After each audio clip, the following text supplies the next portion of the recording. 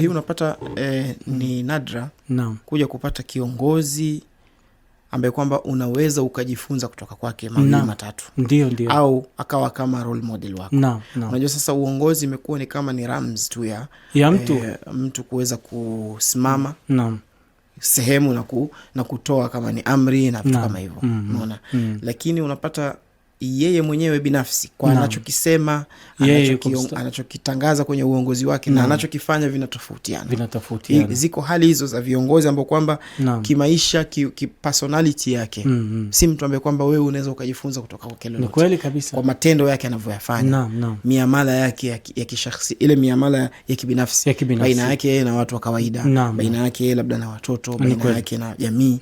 Unapata si miamala mizuri. Yani utapata maneno yake ni tofauti sana na anachokiongea na anachokifanya kitendo chake. Na ndio kuna bwana Maulana kabla ujiendelea anasema kwamba qauluhu, yani kauli ya Mtume sallallahu alaihi wasallam ambaye kwamba ndo role model, fi'luhu, yani kauli yake ndo kitendo chake. Naona yani yake kadri alivyo, vile alivyo maneno yake ndivyo vitendo vyake, ndo vile vitendo vyake vilivyo. Akitukataza hii ndiye ambaye kwamba